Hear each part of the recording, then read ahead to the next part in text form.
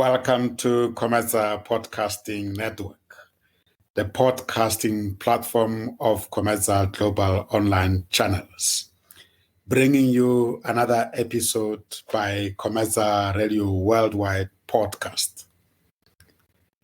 The mind, the journey, the destiny. We apply our mind to the journey that takes us to our destiny. Our shows are based on the principle called the idea. We inform and entertain. We develop and educate. We empower and support. We associate and network. That is the idea. Thank you for tuning in. Enjoy the episode. This is session number 7 of our coaching models series called the Application of Coaching Models and Methods, addressed by our associate coaches here at Comeza Radio Worldwide Podcast Live. Today we will be joined by Coach Mishti from in India, and she's going to be talking about Appreciative Inquiry Coaching Approach. This is a continuation of our series, which started sometime in September, and we have 2 more coaching models to address in this month of November. On the 17th of November, we will be hosting Coach Patricia Akinilotan from Lagos, Nigeria. She will be talking about growth coaching model. And then the last session, session 9, will be on Thursday, the 24th November 2022. And we will be hosting Coach Dolores Mashishi. She'll be talking about performance coaching and feedback in the workplace. As stated, today we have Coach Mishti. She will be talking about appreciative coaching. Let me remind you of the previous models that we addressed with our associate coaches. We started on the 6th of September with coaches Ramavaka Avel Chimule and Coach Krista Hendricks. They were talking about the STAR coaching model. Session 2 was on the 13th of September, and that was with Coach Tosi Mpanle, and she was talking about change coaching model. That was followed by Session 3 on the 22nd of September with coaches Rabula Mulivani and Loazi Mtembu, and they were talking about fuel coaching model. And they were joined by Coach Ulrike Pretorius, who spoke about communication in the workplace coaching. On the 27th of September, we welcomed Coach Prof. Sesh Paruk, and she was talking about the Achieve coaching model. Session 5 took place on the 4th of October with Coach Ananias Dumo Chilwani and Coach Seli Mantoko, talking about coaching model called Clear Coaching. On the session 6 on the 11th of October was on the Oscar coaching model with Coach George Mutenda Tsamera. So you can see that we have covered quite a lot so far, and we are nearing the end. It's been very, very interesting learning journey Of course, the learning will continue. We won't stop here. That is our way of being. In the coming year, we will converge on the third Thursday of every month to attend to what we will call Coaches Learning Forum, focusing on the business of coaching. And then on a weekly basis, on a Tuesday, we'll have open agenda get together of coaches to talk about everything there is to talk about. This is our contribution to growing the coaching sector. We believe in the concept that is very much promoted in the so-called Blue Ocean strategy, which is regarding coaching, regarding competition as an ally, not as an enemy. We believe that by growing the coaching industry, we will be growing all of us. With those few remarks, let me welcome Coach Mishti from Mumbai, India. Coach Mishti, I think it's good night to you, right? Yes, greetings, Coach Sam. It's wonderful to be here, and greetings, everyone. Yes, it's around 9:30. Not good night as such, but yes, 9:30. So we've just finished dinner, and we are all excited to be here. Yeah, wonderful. It's always my pleasure to welcome you on this platform, Mishti. You remember Thank you. where it all started? Yeah? You still remember? Yes, definitely. A wonderful Yeah, journey indeed. unbelievable indeed. And I'm glad that many of the Commerza Associate coaches, members and friends, when we talk of Coach Mishti, they know we talk of one of us. Thank you. I'm So very yeah, grateful for that. you're part of the family. And a couple of coaches have joined already, and more will join. I'll be watching the chat box as they raise questions. Perhaps, maybe let's start by telling people a little bit about Coach Mishti, about the status of coaching in India, and maybe also just let us know how is things in India so far. Sure, I'll be happy to do that. So, I belong to a city called Mumbai, and Mumbai is located at India's west coast. It's known for two B's, which is Bollywood. I think a Yeah. lot of us have heard about Bollywood, Oh, yeah. and business. It is India's financial commercial capital. A little bit about me. I've been in the space of learning and development since the last 15 years. I'm a leadership development and DEI facilitator and consultant. I'm also the founder of an experiential learning company called Inner Katha Interventions, where we use expressive arts therapy, applied psychodrama, applied theater in coaching, leadership development, gender sensitization, and DEI. I was also associated with an organization called OD Alternatives. It's a leading OD consulting company in India. Hmm. Wow. So And you have really been in the space of human development, so to say, for a very, very long time. yes, absolutely. It's been great to be able to contribute in the field of facilitation and coaching, and I've also done a lot of work in the space of strength coaching, Mm. associated with Gallup as well. Mm. Lots of experience. And I remember you telling me that you actually started as a performing artist, Yes, and that led you into establishing Inakata. Tell us a bit about yes, that history. yes. Inner Katha is, if I translate that into a common language, then it is inner we all understand. Katha is the story within. So it's story. Katha is stories.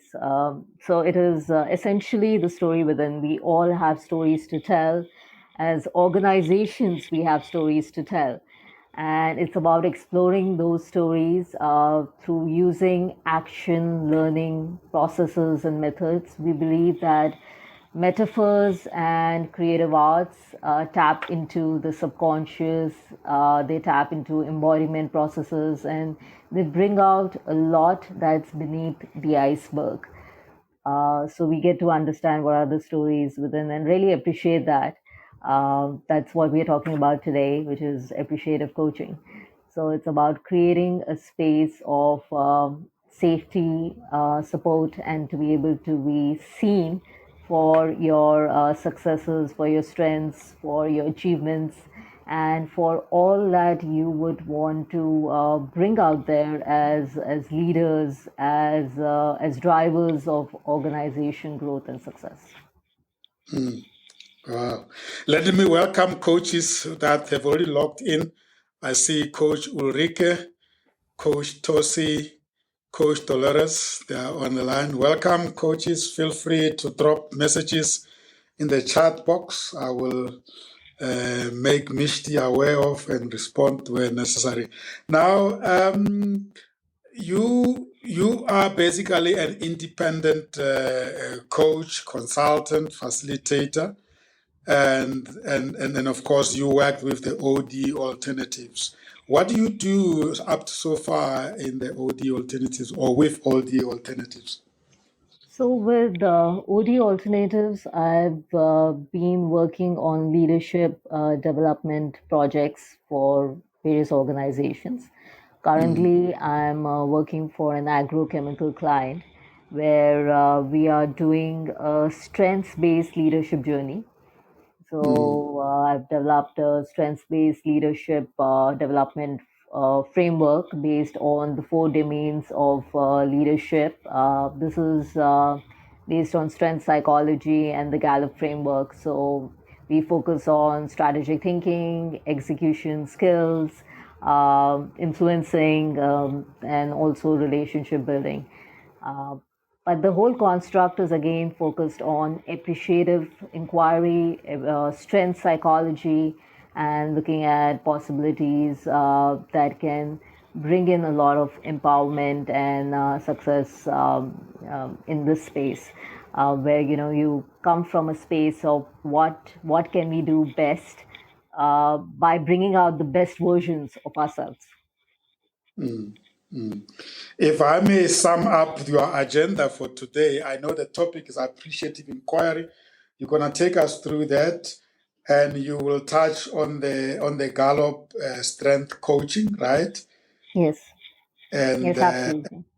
yeah, and then obviously you will take us into confidence in terms of where coaching is in India. If you don't mind, maybe let's start. This, as you've heard, this has been a series. We have learned so much from other coaches as they were researching and presenting various coaching models. So today we want to hear from you about appreciative inquiry and those additional points you want to share with us, plus your 3S model. I think I would love you to share that, Sure. like you to share that with the colleagues. Over to you, Coach Mishti. Thank you so much, Sam. It's a pleasure to do that. So I want to start with appreciating the audience, since we are talking about appreciative coaching. Yeah. I think it is important to thank people for their time and to be able to tune into the space, bringing their attention, their presence here. And I understand it's late evening there. Or it's evening. It's 6:30. Yeah. So it must be a time where people must be finishing their work right now, and they must be wanting to relax, unwind. But once again, I really want to appreciate the time that all of you have set aside to tune into this program. So thank you for that. I'm grateful for that. Okay, so appreciative coaching. Now, appreciative coaching is rooted in the principles of appreciative inquiry that was developed by David Cooper in the early 1990s. So, what appreciative coaching really talks about is creating a space for positive change and to focus on possibilities rather than a pure problem solving approach. So it looks at the popular phrase that we all have heard: uh, the glass is half full or half empty. So it focuses on what's the full part of it, uh, which means that if, as consultants, we are looking at what needs to be changed in an organization, or we are working with coaches in terms of the goals, our starting point is not about what the problem is, then analyzing the root cause of the problem, getting into various frameworks to understand what the solution is, because that would be a limited mindset. It'll talk about limitations, it'll talk about challenges, and that's a space where we feel constrained. It isn't an expansive space per se. So we get into a more expansive mindset where our starting point is, what is it that we really do well? So we look at a more abundant mindset, a more expansive mindset. And what happens is, when we are in the space of appreciation, in the space of gratitude, the space of looking at our peak performances, we are also opening up neural pathways in the brain. And what happens as a result is that you immediately get into a space of better performance, higher productivity, feeling more in charge, feeling more equipped, and feeling more empowered. So that is the first contrast that I wanted to highlight. It is more about what's possible and not about looking at limitations or constraints. The appreciative coaching model has a 4D format, or a 4D framework, that I would like to dive into. I'm going to talk about it briefly, and during our conversation, we can go more in detail, and then we can also talk about the guiding principles. So, the first phase is about discovery. So when we talk about discovery, we again talk about it from a strengths perspective. So we will ask questions like, "What? Tell us something about your peak performance moments. What are the performances that you feel where you experienced your superpowers and you felt you did really well?" So, from an organization context, it can be focused on the organizational accomplishments, the success stories there. From an individual perspective, it can be focused on the individual success stories. We would, tap into active imagination, tap into empowerment, tap into the space of just discovering the mysteries of an individual, a client, and what is possible, rather than looking at clients as problems or situations that need to be fixed. So we are not getting into the fixing space. We are getting into the exploration, the discovery space. Then we move on to the dream phase. And if you just notice the language, Sam, here, it is beautiful. Look at the Yeah, word dream. You believe in yeah, dreams. The dream gives you this opportunity to look at what's possible. And again, it brings out the space of creativity, the space of curiosity, the space of imagination. So the second phase is about the dream phase, where we invite people to look at possibilities, what the future has to say. This is also the visioning phase. What would you like the future to be? What are the hopes, the wishes, the aspirations? All of that. That is where you deep dive and tap into potential. The third phase is the design phase. Now, once you have understood more about your peak performances, the strengths that you bring to the table, you know what the aspirations are, what your goals are, what are the milestones, what the future looks like, what possibilities look like, then you will like to, create a design, which is the action plan. So that is a phase.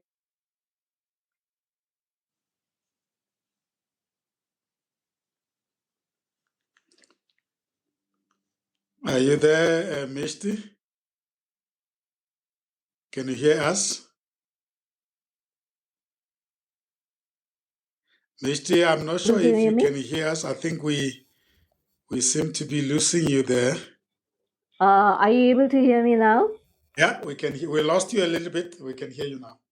Okay. So, at what point did you lose me? I will revisit that point Yeah, again. you said we were talking about the design phase is actually the action, putting together action plan. Yes, yes. So the design phase is about the action plan, putting it all together and just, creating an action plan to implement that. And when you implement that, that is actually the delivery phase, which is also sometimes called the destiny phase, which again is a very interesting use of language. So, this is about the 4D cycle of appreciative So the coaching. fourth D is the delivery phase, you say. Yes, the fourth D is the delivery phase. It is also sometimes referred as the destiny phase, where you're looking at the implementation. You're also looking at some feedback that's coming in. If you want to revisit the action plan and see what you need to tweak to make sure that the desired results have been achieved. Mm. So So this the goal setting is that at the dream phase. Yes, yes. Actually, like in all coaching experiences, yeah, in the initial phase of conversation and contracting, you would understand what the basic goals are like, what the coach wants to achieve. But the format to do that is through the 4D. So you would, refer to the discovery phase first, where you're looking at what are the strengths, what's possible, and what are some of the peak performances moments that you can capture. To do that, then you go on to the dream phase, the design, and the delivery. Mm. Mm. Wow. Yes. So in your coaching, is there always a framework at the back of your mind, or are there times where you will need to even think about it? Yes, absolutely. I also would like to share that this is very much rooted in positive psychology and strength psychology principles as well, and also the Gallup work that we do. Because in the Gallup piece, when we work with the assessment of the Clifton Strengths Finder, we talk about talents, we talk about strengths, and the questioning is not around what needs to be fixed, or what is the weakness that's there. Weakness is only a misapplication of strengths. The focus is on what is it that you do best and how you can productively apply your strengths. So it is similar in that sense, but for me, in terms of my personal experience, what I'm really looking at is how I can help the client achieve the goals and milestones that we have together mutually agreed upon. And the process to do that is the strengths based, or the possibility based, or the appreciative based approach. Because what I feel is, when you are working with this philosophy in mind, which is the AI or the strengths philosophy in mind, you are going on a journey of empowerment. Mm. Mm. Because I said this in the beginning, if you just focus on the problem solving approach or the limitation approach, then it's still not a very expansive mindset. You're still somewhere working around constraints. So so it will not really push people towards tapping into their true potential, or finding experiences or aspects of their personalities that can push them to dream, to achieve, or to even design their own destiny or milestones, or how they want to envision their future. Mm. Before we come to the Gallup Strength and positive psychology, I'm wondering. what often triggers people to want to be coached is the challenges and difficulties that they go through. So when they come into a session and you are using the appreciative coaching, are you saying that you are not even going to give them a time to reflect on what it is that they are grappling with? Or how do you go about it? Can you repeat the question, Sam? I missed a part of I it. was saying that often when people realize that they need coaching, is when they're really struggling with something.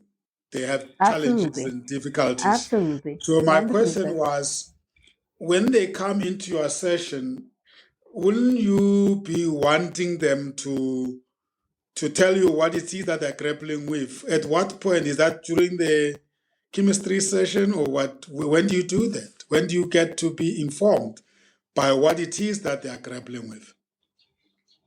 Absolutely. It is during the chemistry session and during the goal setting session. That's when we understand what brings them here. So Yes.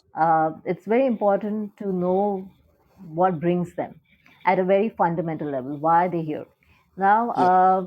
the difference or the contrast where appreciative inquiry is that we don't stop at what's bringing them here. If someone is struggling with Mm. what a career change, or or going up the leadership ladder, and wants to know how to go about it, and is not having the clarity, or it could be any other struggle or problem that they are facing, or it could be Mm. managing stakeholders. Like recently I was coaching someone on how to manage stakeholders to be able to get the next milestone that that person wants to achieve, to be able to achieve that milestone. So it could be anything, but you identify the problem statement, the milestones and the goals, but you don't just stay in that space.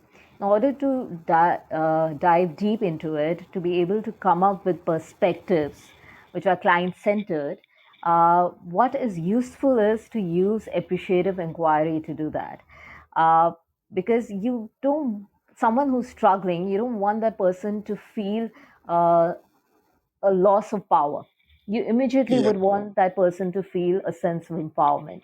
Now, and to feel equipped. Mm. So, a good way to feel equipped is there's a, I think this will be a good point to also talk about the 3S framework that I have developed, Yeah. uh, which is, safety, seen, and support. So it Yes. starts with what all coaches are trained in doing, that is to create a safe space. So there Yeah. are various techniques also to do that, to help the person feel safe. The second is a person is feels empowered when a person is seen, when a Mm. person is acknowledged for who that person is and what that person brings to the table.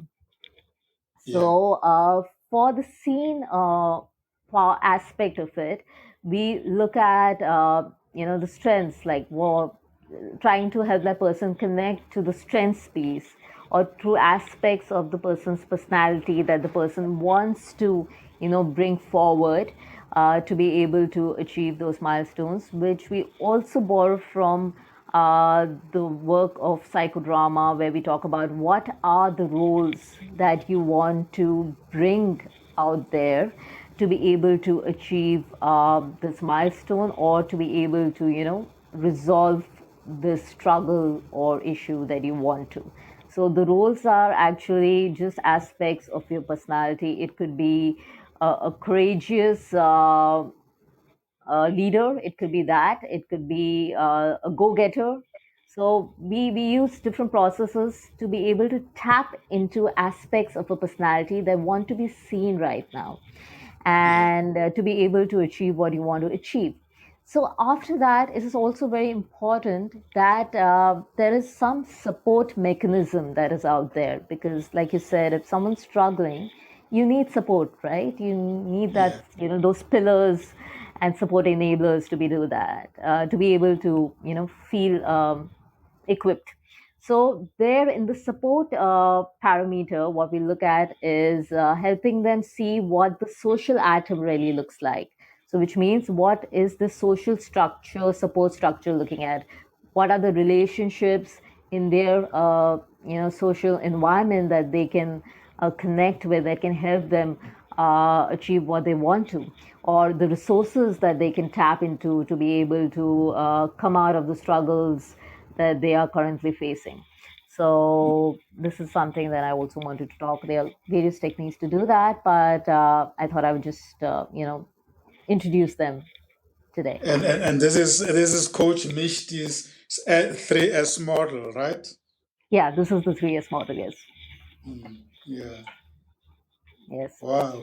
And while you are still at that point, I mean, you must be one of the very few coaches that use psychodrama integrated into your coaching. You want to share with us how you go about that? Is this for individuals or is it for teams? And how do you do I it? yes. That Yes. is where Yeah. your art comes through, right? Yes, absolutely. So I use it for teams and for individuals. And it is very interesting because it brings an immediate clarity. So psychodrama essentially is about the different roles that we play. So the self is seen as a multidimensional construct, which is different aspects of our personality that emerge through the roles. Like, for example, it could be when we talk about leadership, it could be a great motivator, or a fantastic orator, or a very accurate problem solver. So there are different aspects that I've been talking about. There are different roles that are there that psychodrama talks about, and in the scene process, we help them connect with those aspects. For example, I'll talk about a technique where we use a chair, and we tell them that stand behind your chair, and bring to the chair an aspect of yourself that you want to introduce today, that a role of yourself that you would want to introduce today, that will help you deal with the issue that you're going through. So, so we have those roles and aspects of our personalities that can help us deal with any situation we are going through. So it's just about helping them connect with those aspects. And sometimes, we don't understand what's beneath the iceberg. We don't understand what our feelings are.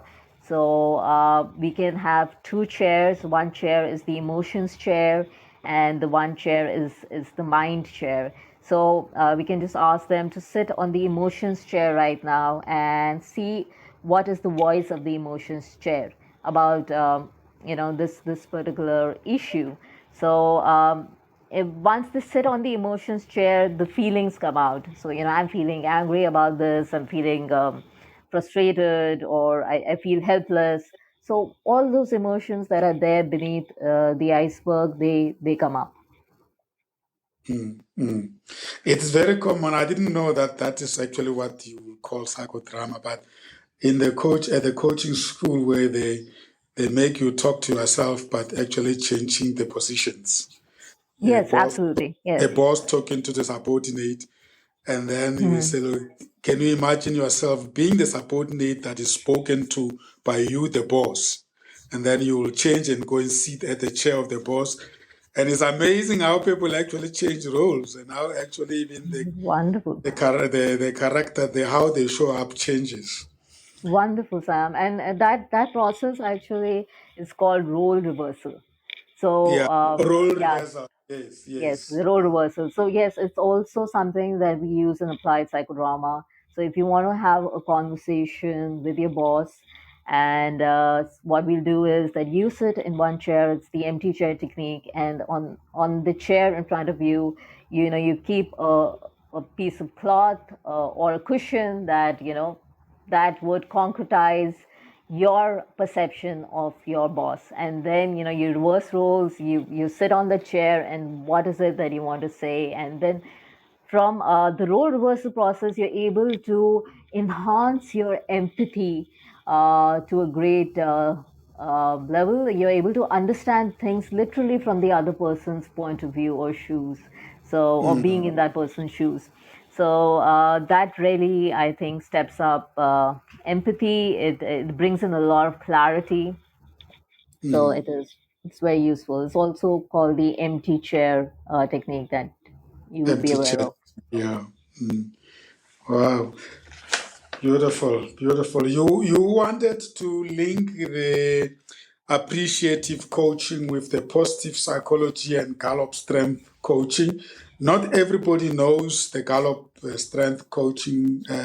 Perhaps if you want to share with us your experience with that, and that's what you are trained in, right? Yes, yes. So it's been many years since I've been doing work with Gallup, trained in the Gallup processes.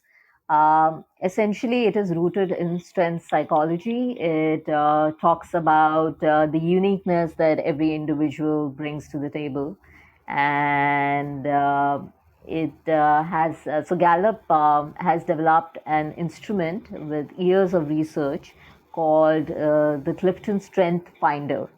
So it's an assessment where you get to know your top talent themes.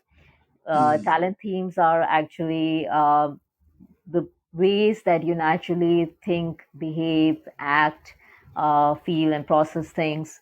They essentially are clusters of your own strengths, which are unique.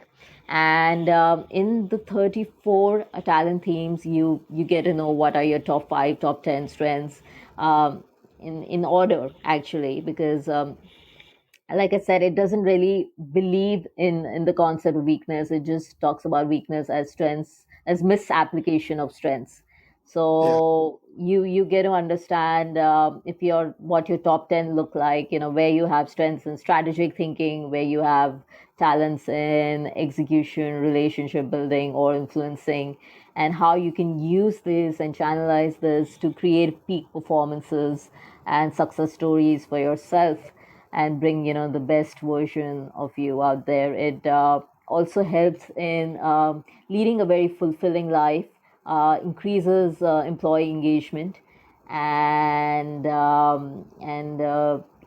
really motivates you and puts you into that space of how you can so something actually I want to link to what you were talking about in allies, where you're not really talking about the blue ocean strategy, you're not talking about competition, but you're talking about collaboration. So Yeah. the Gallup space also talks about that since all of us are different and your top five is 1 in 33 million, so it is unique. uh, we we need to collaborate with people instead of compete. So if I may be very good with strategic thinking and influencing, and I may not be that good with execution, I would be more it would be more useful for me to collaborate with someone who's good with execution strengths, rather than trying to create an individual development plan and trying to polish my skills around execution. Because if I get into my space of limitations or weakness, like we were talking about, in the beginning, when we were introducing appreciative inquiry and coaching, I will get into a constrained space. So it will derail my performance, and it will not really get me to bring the best version of myself out there.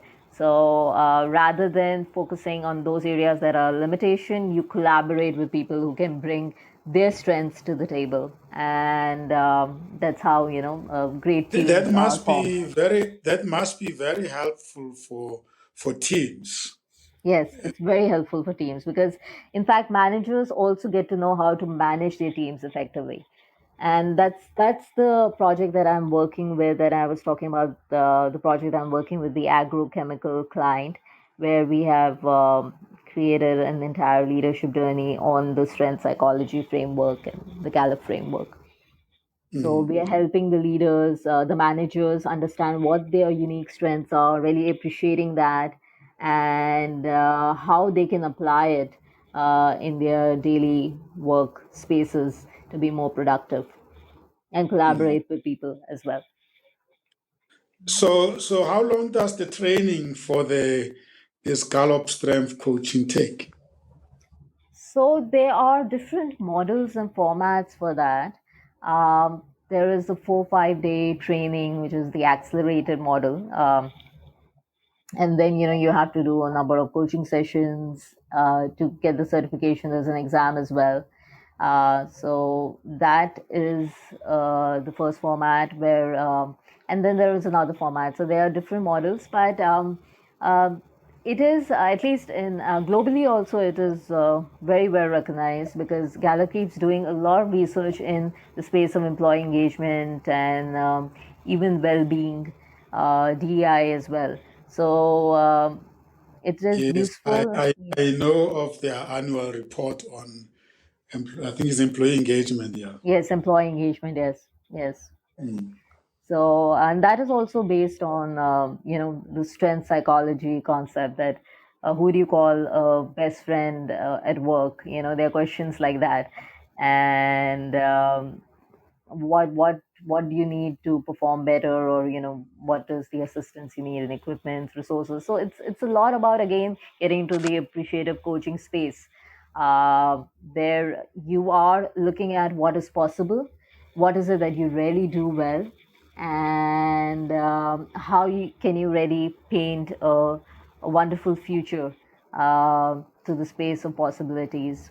In fact, at this point, Sam, I would also want to talk about the core principles of appreciative coaching, appreciative inquiry, if that is okay. Yeah. Carry on. Okay, thank you. So, the first principle is the constructionist principle, which talks about words create worlds. And I love Mm. this one because, it talks a lot about language. And, we've been talking about that earlier when we were talking about the dream phase and the design phase and the choice of language that's used. It's very empowering. Like, you design your own destiny. So instead of just creating an action plan, you design the phase. Mm. So this talks about that as well. That reality is subjective, and it's versus an objective state, and it's socially created through language and conversations. So it's helpful for organizations to be cognizant about the stories that they're telling, for individuals to be cognizant about the language they're using and the words they choose. Mm. You can construct your own reality. I always talk about the universe giving back what you have just given to it. Yes, If you lovely. yeah, yeah, if you harbor so much negativity, the Hmm. universe can only deliver back to you the negativity. Is that more or less the same?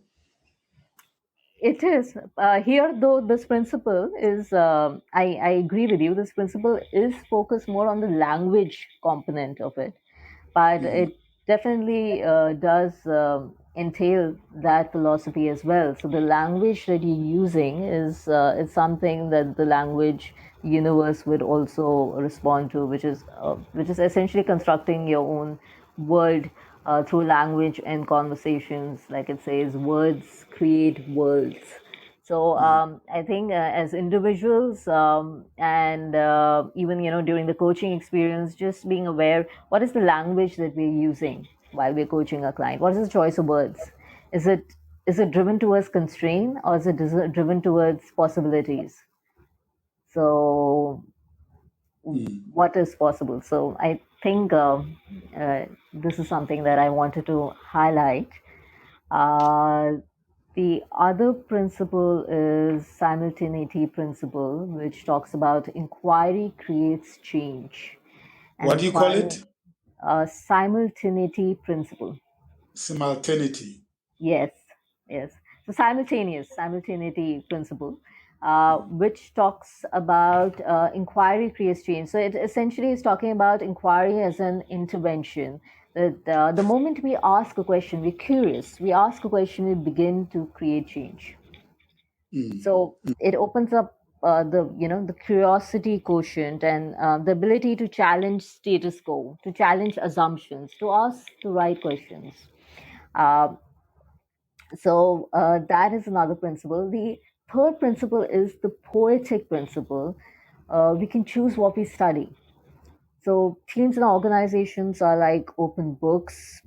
So it's important to understand what is the world that we are trying to research, know what is the stories, what are the trends, what is it that we want to choose to refer to in an organization, and just get deep dive into it, because it also again talks about the world as we know it. So we choose what we study there. And then the fourth principle is the anticipatory principle, which is image inspires action. So human systems move in the direction of the images of the future. So we've been talking about possibilities, we've been talking about future projections. So to be more positive, more hopeful, what are the images you have for the future? And I love to use the metaphor technique here when I'm using this principle, that think or visualize a metaphor that describes the possibility for you of the future, of the vision or the milestone that you want to achieve. So the subconscious gets activated with images, and the visuals are very powerful. From uh, the current reality to the desired reality. The moment you are bringing images, you're giving that power to the subconscious to activate that. And then, so this was the anticipatory principle. Then there is the positive principle, which talks about positive effect and social bonding. The momentum is best generated through positive questions that amplify the positive score. So it's very important to ask the positive questions. Again, I want to bring it back to the idea of using the right language, to challenging the status quo, challenging assumptions, getting into what we choose to study, and just looking at possibilities of the future and designing in that experience accordingly. So there are five principles there. Yes, I missed the third principle. I didn't get it. that is the poetic principle. We choose what we study. Oh, say it again. Sorry. The poetic principle. Are you able to Poetic. hear me? Yeah, the poetic principle. We choose Poetic what we principle. study. Okay. Poetic principle. We choose what we study. We choose what we study. Yes. Carry on. Yes, and then there's the anticipatory principle, the positive principle. We started with the constructionist principle, constructing a reality through the choice of words, through the choice of language, through the choice of the stories that we tell. I hope my colleagues are following, because I think these are very powerful concepts. We're talking appreciative coaching, but Coach Mishti decided to link it to related concepts of Gallup Strength Coaching, positive psychology, strength psychology, and of course, as I said, the main topic is appreciative. And then, of course, she brought in psychodrama. So if we sound like we are jumping around, we are still on the topic. I'm fascinated by the 4D framework of the appreciative coaching.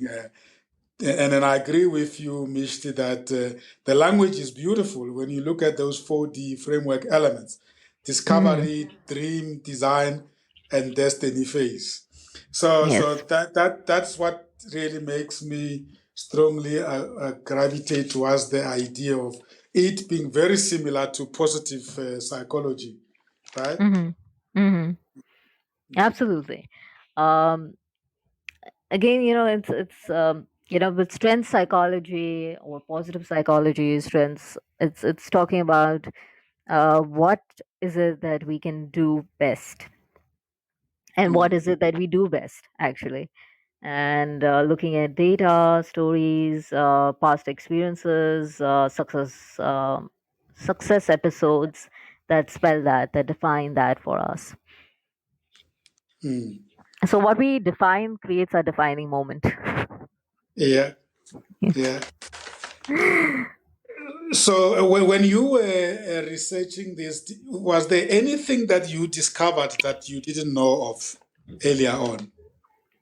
Um Actually, I found it very connected to the work that I'm doing. And this is something that I have been using in my work. So it was exciting for me.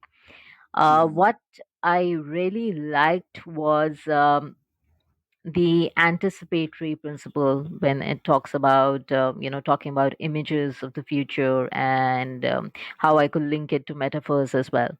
So that was interesting. And again, where we are looking at the dream phase, about looking at potentials and about boldly launching our vision for the future.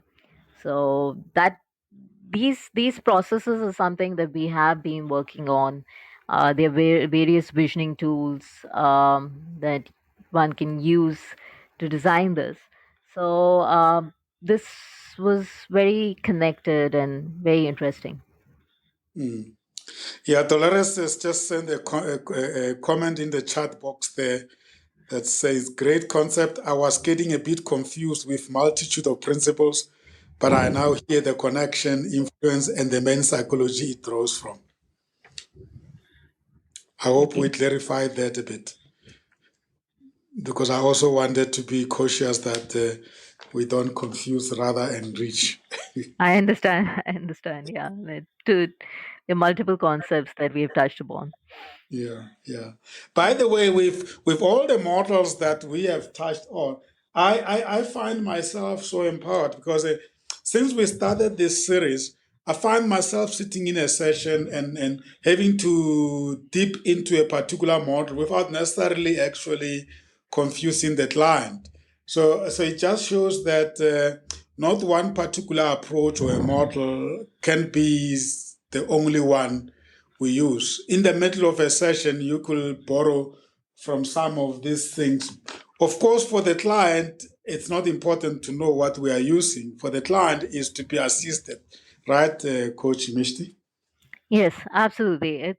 It's like, what are the tools and resources you have at that moment, and to be able to assist the client effectively. And I feel sometimes not every approach will be effective for the client. But since today we are talking about the appreciative coaching, I feel that this and the Gallup, which is linked, is a useful approach, because we are talking about an empowering space. um, you can integrate models as per client expectations and the goals, so that can be done, of course, by judging what is the need of the hour Mm, that is there. yeah. And I find, I'm glad you brought psychology in.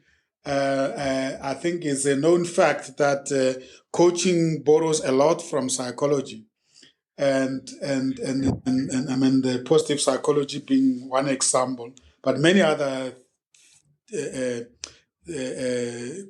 concepts we use as we undergo coaching development, you'll find that they're somehow linked to a particular psychology concept. Yes, it is, because it's essentially about the self. So, Mm, the self, then you need to link it to psychology, and help understand the self in different methods and processes that we've been talking about, linking it back to the 3S framework, where we talk about safety, then we talk about scene. So then scene is also then understanding what the aspects that a personality would like to dive into, and the aspects of the personality that one would like to bring forward. So an understanding of psychology, or positive psychology, or strength psychology, is very helpful to be able to do that effectively. mm, mm. Now let me say I want to try the appreciative coaching. Maybe I do a test case with one of my clients, Mm-hmm. and I don't trust myself because I haven't used it. So I'm busy preparing myself. And let me say that I know what the issues are, and I believe that this will be the best approach to use. Now, will I be planning to go through all these 4D framework elements at a go, or how will I approach it? That's a very good question. I feel it's not a perfect recipe, but what's useful is to begin with the discovery phase, Yes. because that's also going to take some time to help Yeah. them That through. could be a number of sessions, right? Yes, yes. So, because it's going to take time for them to first just process and tap into those peak performance moments and see what are the strengths that they brought in, and how they linked to the issue. So it's useful to draw linkages with what is it that brings them there, and how is linked to the strengths and the discovery phase. So I think the first step is to just focus on the discovery space. That helps them relax also into the experience, and it helps them tap into their potential. And it gives a strong foundation for them to then go on to dream, and then eventually design. So And if they are a referred client, hmm a manager, and hmm the issues they are confronted with are performance, hmm will it be part of it if I say, listen, let's do an investigative work into your performance assessment results, hmm and see what your boss is saying you are doing well, and hopefully, of course, we will avoid what he's saying is doing bad, because will that be part of it? Because I'm just trying Yes, to imagine that. absolutely. Yeah, will that be part of it? Yes, absolutely. We can look at, let's see what we have done well so far. So, let's share some of the success stories, and what strengths do you think you used to be able to do this effectively. So, Mm, what strengths did you bring to the forum there, and how do the strengths look like, and what more would you want to share about those strengths? So mm. again, you're taking them into a space of feeling strong, equipped, and empowered. Mm.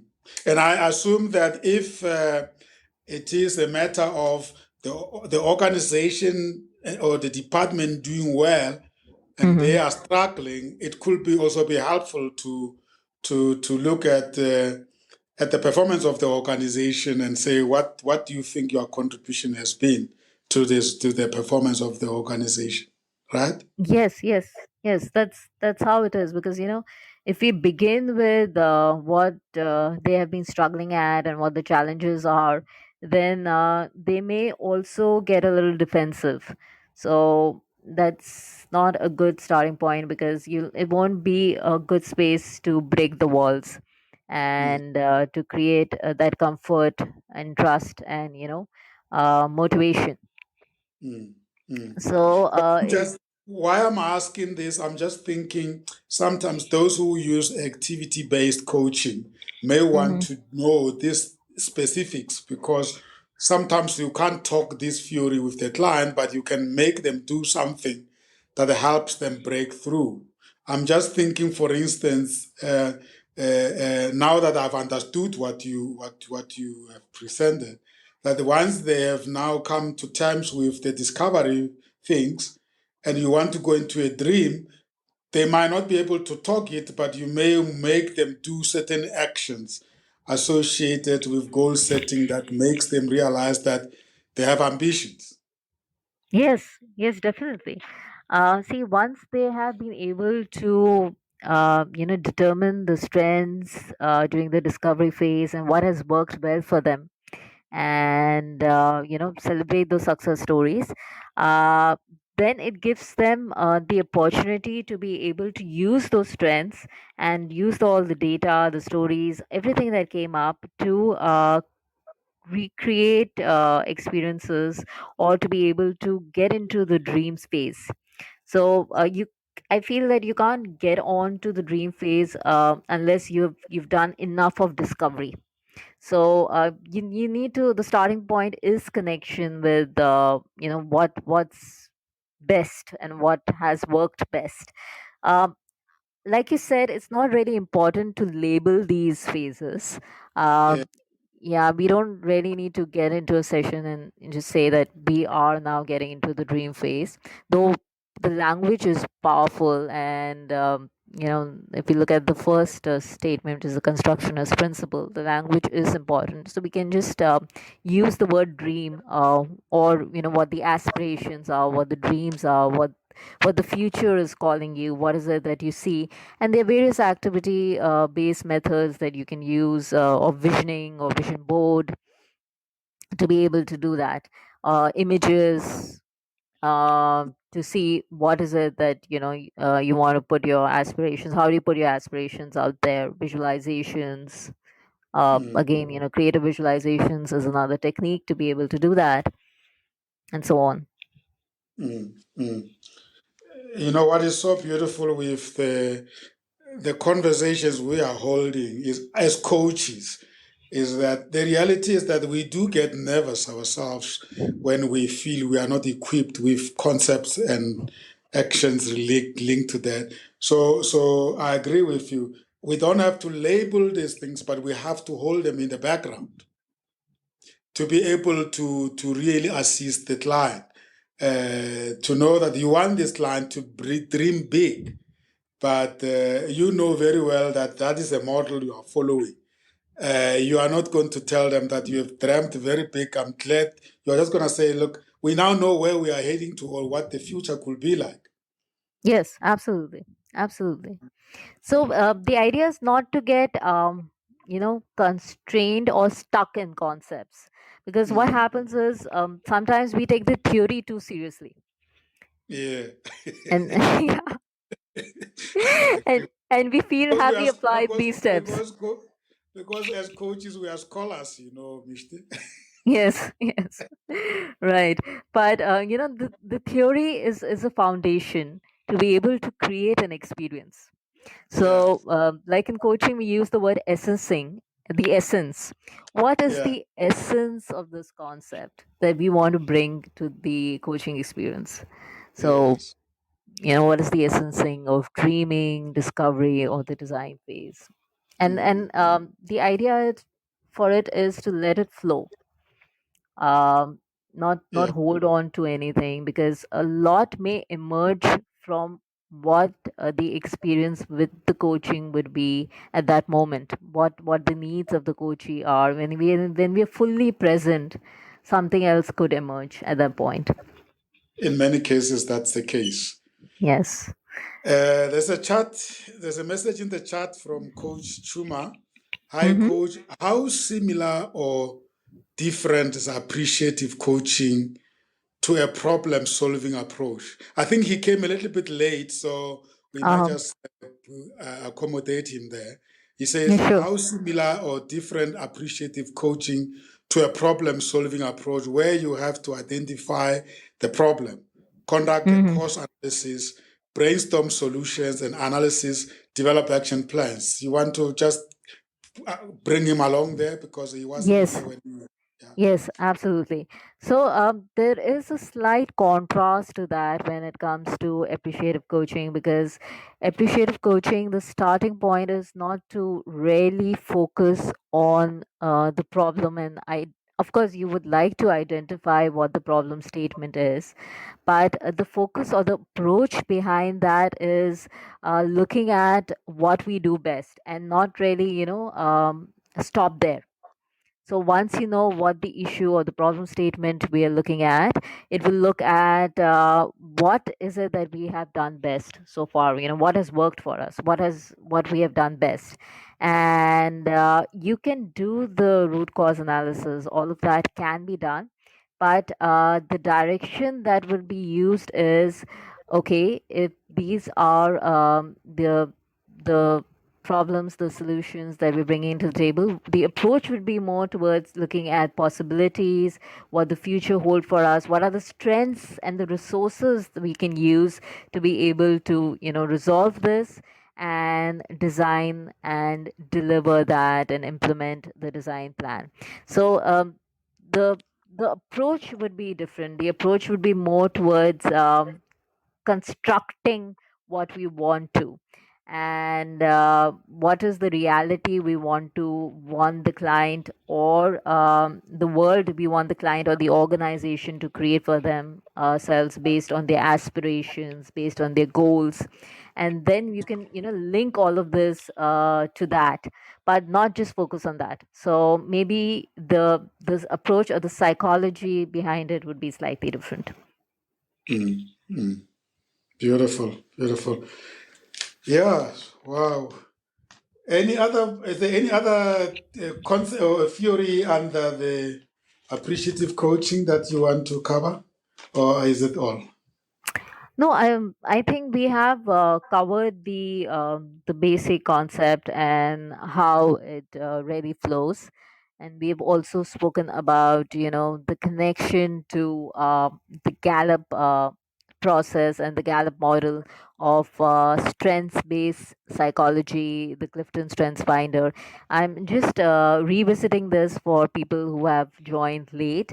The connection is again working towards a space of strengths, to be able to identify what, as individuals or as organizations, one does best.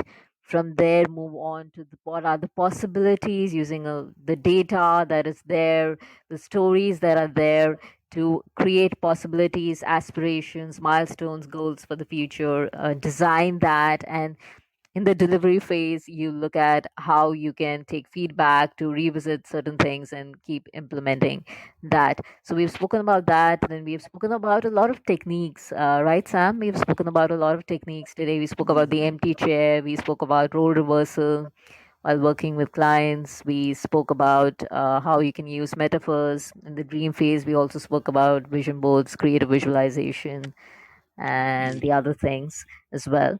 So this is what we have covered so far. Anything Yes. else you would want to discover together, and Yeah. for me to add, I would be happy to do that. Yeah, you touched on the neural pathways Hmm. at the beginning when we were talking about the various positive language we're using and the 4D framework. You mentioned that this work, because of its, I mean, when you were talking about the relationship to positive psychology, you said that works on the neural pathways. I mean, Yes. that's something that maybe you might want to expatiate on that from a psychology point of view or brain psychology point of view. Yes. So this is something that any creative process that you use does do that. It creates new neural pathways where you feel a sense of rise in potential and productivity to do that. In fact, again, I don't want to jump onto other processes because that may get a little confusing, but I just want to say that. While my other organization, Inner Katha, does a lot of work with expressive arts therapy, the idea is that as well, because expressive arts therapy also does the same thing. So what we feel is, the space of creativity, the space of curiosity, the space of gratitude, the space of appreciation does result in that. Mm, mm, wonderful. Maybe one of the good days we will talk about the expressive art therapy because wellness and health is a big topic in the employment space now. Yes, indeed it is, actually. Yeah, great. There's a comment from Coach Tosi in the Hmm. chat box. I think the phases can work interchangeably in terms of hierarchy because some people may discover their interests or talents towards the end. This may be affected by different factors like career maturity or exposure as the coachee undergoes coaching. I'm not sure if you understand that. Yes, I think that's a very interesting point. That some clients, depending on where they are at their career stage, may have an interest or an inclination to do that later on, if I've understood the statement correctly. Uh, in terms of the framework suggests that we do it in this format, uh, because it'll be, whatever issue that we are dealing with, or whatever milestones or goals, or to create even sustainable change and development, it'll be important for them to be self-aware first. So self-awareness helps in setting the stage for the other phases as well. But I do agree that there could be points where people are able to bring in that level of self-awareness later. As coaches, what we can do is a gentle hand holding for them to, bring in more self-awareness and connect with their strengths. Mm, mm.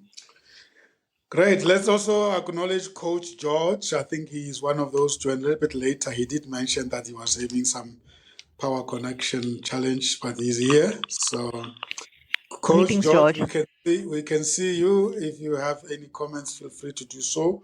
We are almost towards the end of the show because we've covered all there is to be covered. But I really am very fascinated. It's just addition to many other new things we learned through this series of coaching models. I'm really feeling empowered, especially with the concepts you've shared, the 3D framework, the core principles, and how it relates to other concepts. But at the end of the day, the proof of the pudding is in the eating, Coach Mishti. It's more about the application. Yeah. Yes, absolutely. It I, is I, about the yeah. application, and also I think it's about developing a mindset.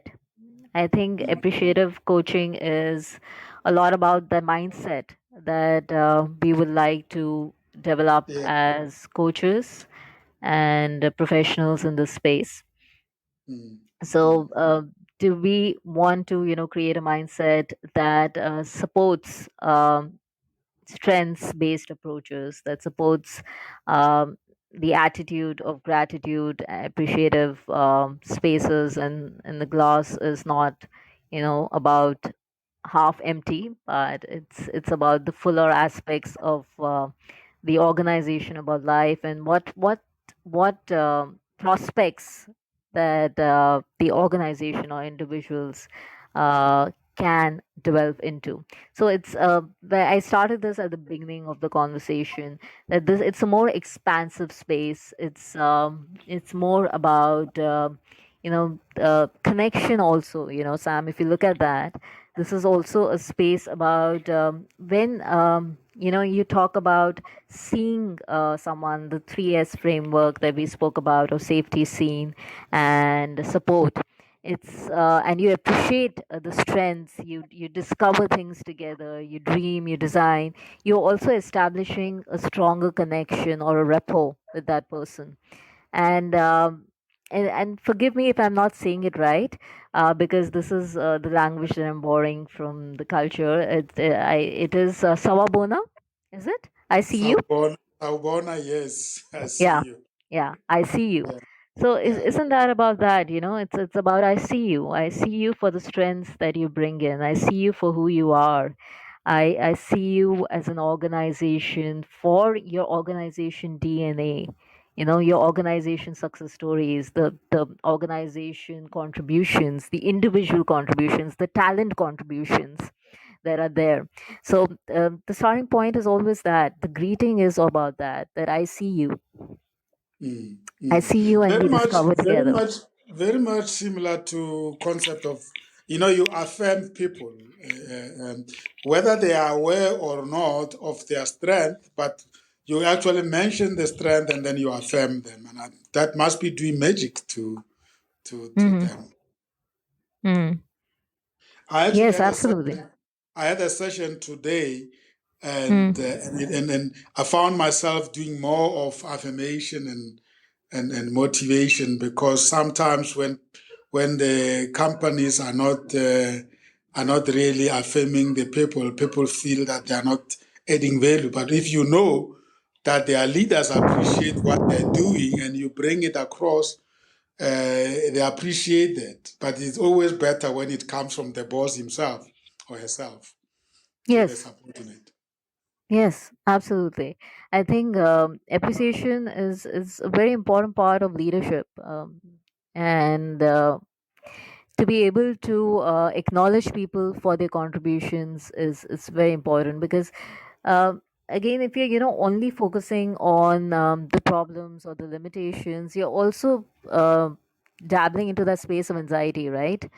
So in order to just reduce a bit of anxiety or the stress that one is going through, because the person that comes to you comes with one's own struggles, it is important to get into that space of appreciation first. That will help that person also take care of that anxiety and stress that may be there. Mm. Mm.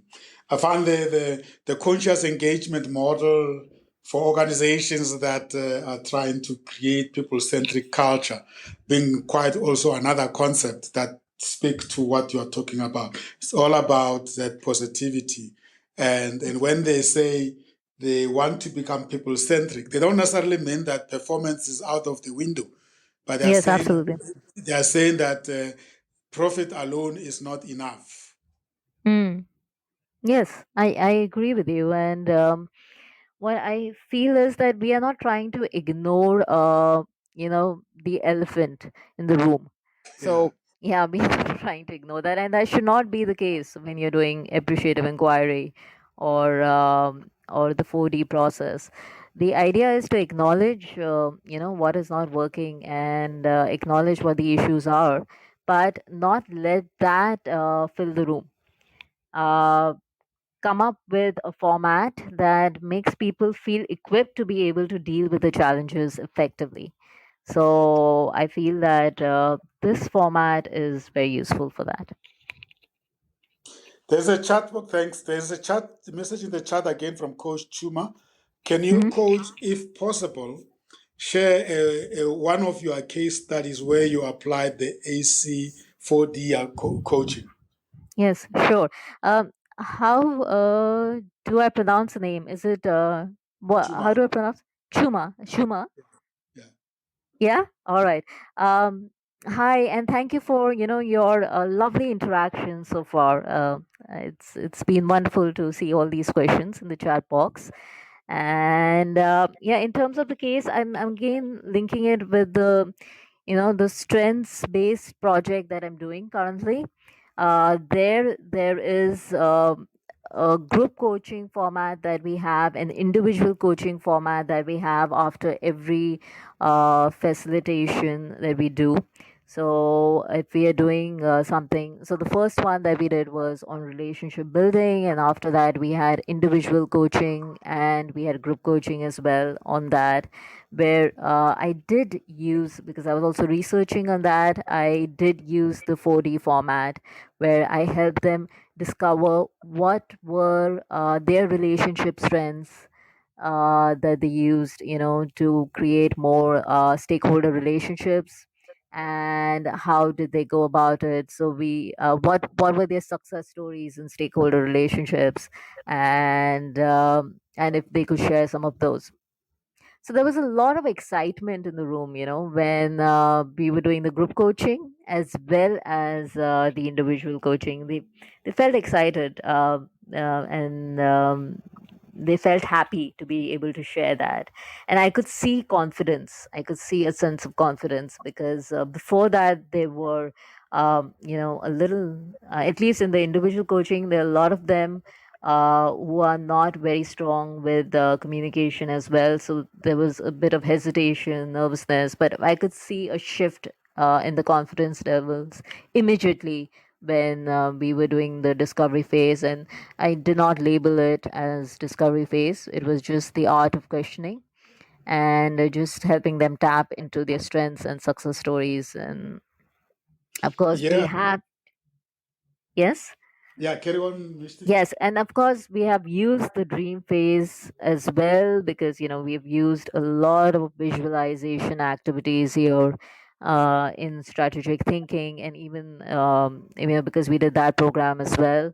Even in the relationship building phase, where we're working on those stakeholder relationships, that's where we used what are the kind of relationships that they would want to build. What are their aspirations? What is the future telling them? What are the stakeholders that they need to influence and focus on? What is it they need to do? And we really help them tap into their aspirations, the future possibilities, then create the social structure. Look at that. We had also used some of the metaphor processes to do that as well. Mm. Thank you so much. There's a comment from a colleague on the WhatsApp, Mishti, saying that she is enjoying the podcast and she's learning a lot. Her name is Thank you so much. Judith is on the line, and she's saying that she's learning a lot. Thank you. I'm grateful for that. Thank you. Yeah, I want you touched on the question. I wanted to ask you this question: how you factor, because questions is the way of being in coaching, right? Absolutely. And often people will recommend the kind of questions you will ask at each of those levels of the model. We don't have to go into details, but just if you are to ignite the coachee as you go through the stages, the kind of questions you will ask. I guess they will Okay. be very familiar questions, but if you just want to give one, I'll talk about, yes. Thank you, Sam. Thank you for that. It's a good point. I'll talk about an interesting question that's connected to the 4D format, and it's also used in the Gallup approach as well.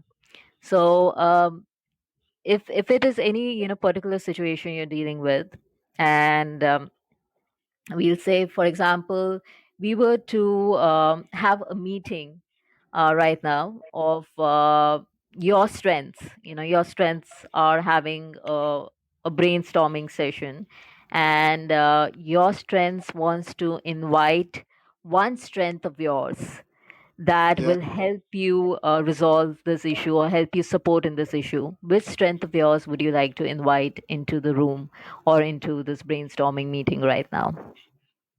Wow. It make you'll make you think.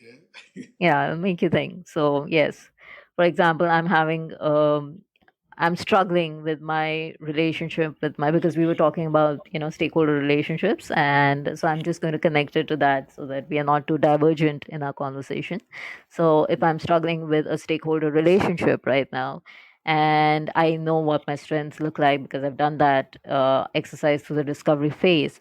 And so if my coach asks me, all your coaches are all your strengths are sitting on in this brainstorming session, and which strength of yours would they want to invite right now to manage this issue with your boss or with the stakeholder?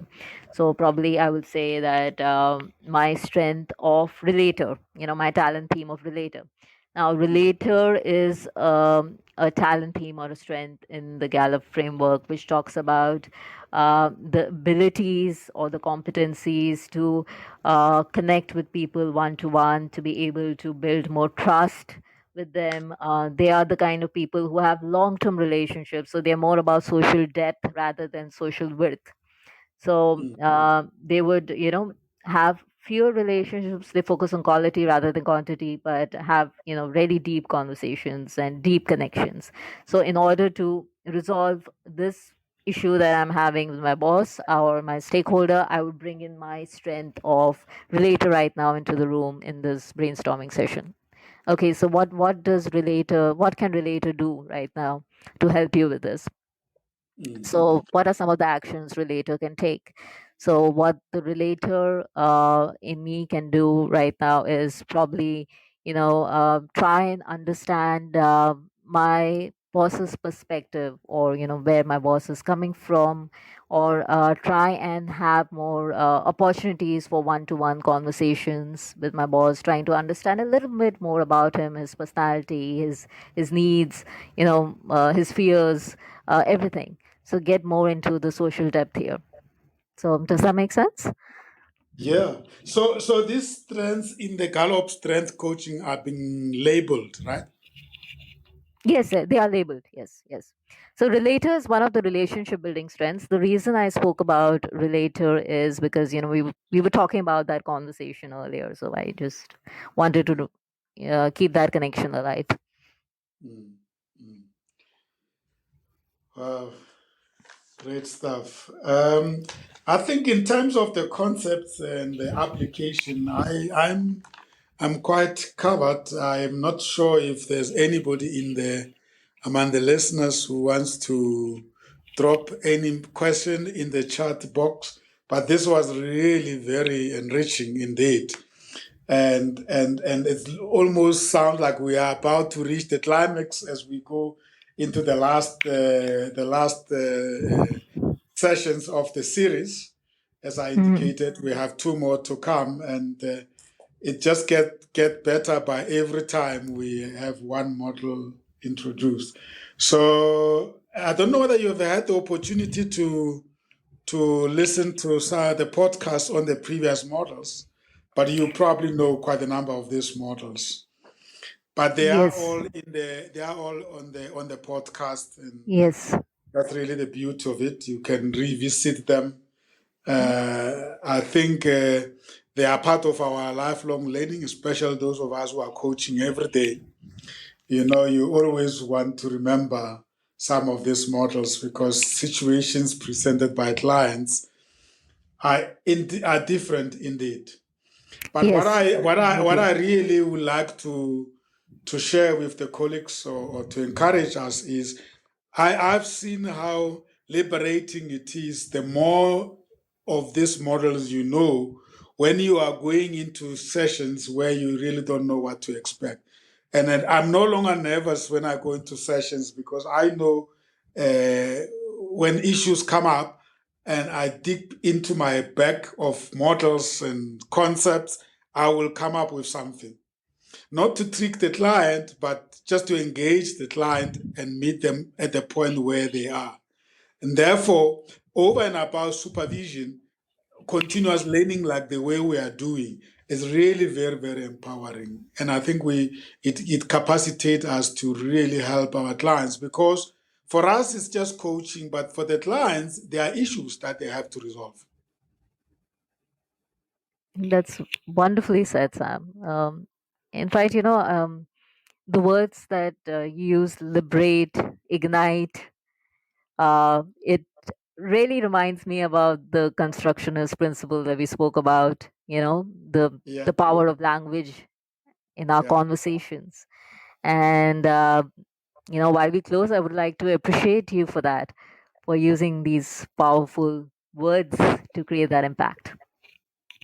And if you ask me if I had to think about it, I'll say no. It's just a language that develops as we learn every day. It becomes our language, the coach's language, and it's appropriate Mm, language, and it really creates magic in absolutely. the clients. So yeah, we want to thank you so much. But before we let you go, I think you need to check out for us as we always do. And Yes. the other question I wanted to ask earlier on was, what is the state of coaching in India right now? Where are we? Yes, so we were talking about that, in our conversation last time, that I think coaching is really thriving in India with ICF and Gallup and other federations. There are a lot of coaches, so there is a huge supply of coaches, and and the demand is also, stepping up because organizations are very savvy to coaching models, and there is a need for executive coaching. There's a strong need for that.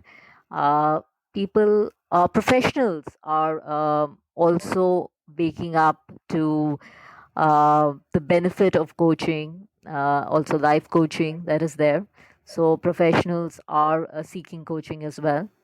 So they're very, I think there is a robust wave right now with organizations, with individuals, but more from an organization perspective, from corporate perspective.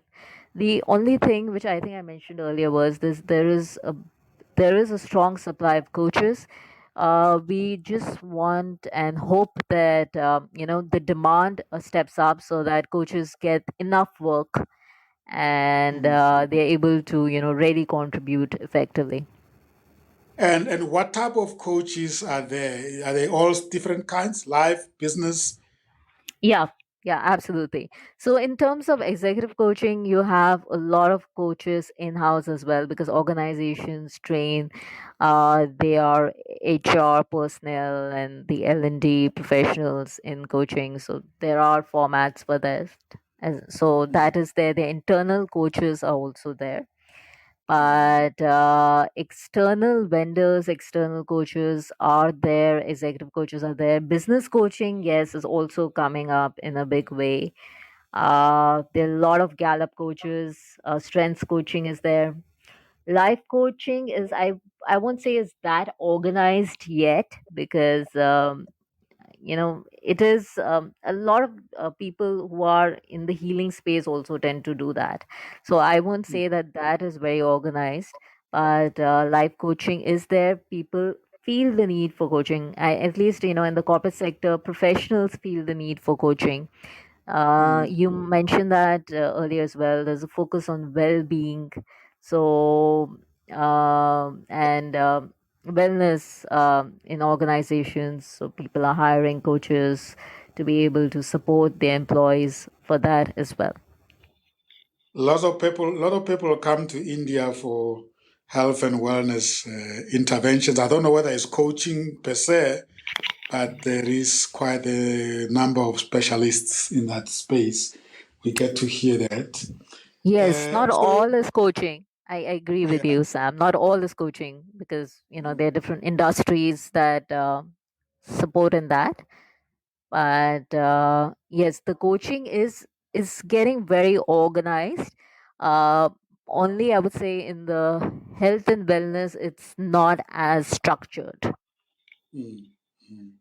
So you are actually citing a challenge to the coaches there, which is what we are trying to do with this program, and that is we have to grow the industry and the profession before we can grow the demand, because that is lead and lag situation that we need to Hmm. address.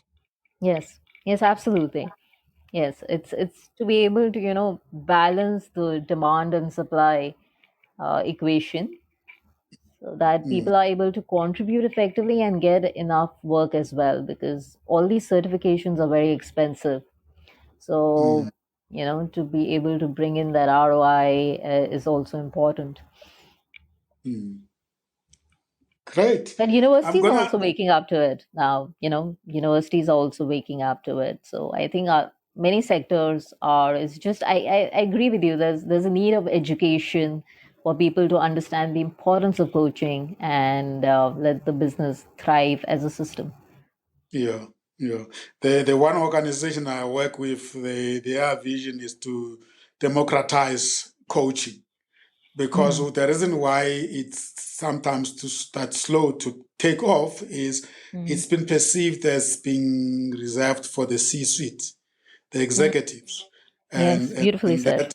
that limits. But the desire is that everybody must have coach. Yes, Yeah, absolutely. yeah. Great. I know it's very late in India now. You probably want to go and sleep. Um, yeah, you want to check out for us? Yes. I'm not going to be prescriptive. Normally, I do that, as you know. But let me give you a leeway to check out in your own way. Chima Yes. says that in fact all managers should be coaches. Actually, that's Yes. the point. That Yeah, is where we wonderful. Wonderful. I do agree again. In fact, there are programs in organizations where managers are trained to be coaches. So there is an orientation program. I know about a few HR heads who have developed programs around this piece. So I think that that is a very useful point. Mm, mm, So yes, yeah. so my checkout reflections. So I I feel that for me, appreciative coaching is something that I would like to inculcate as a way of life, Mhm, because not something, what I said earlier, not get really lost in the theory or the labels of it, but really try and create that mindset of appreciation, of gratitude, of seeing possibility and what can be rather than what's not. So that is to be able to bring that into a way of life, into and try to develop a habit around that. I think that is my checkout and my reflection. And of course, it's been wonderful being here. The energy and the way the program flows is just beautiful and very, very enriching. Thank you. great stuff. Thank you so much. Let me acknowledge my other colleagues, Mai Mutuvazi and Masinya. They've just joined. They joined at the tail end. I'm sure they will they will listen to the podcast to catch up on what they missed. Yeah, it's been wonderful indeed, Mishti, to have you. And you and I, we spoke that we continue on our journey of building the bridges between Africa and India.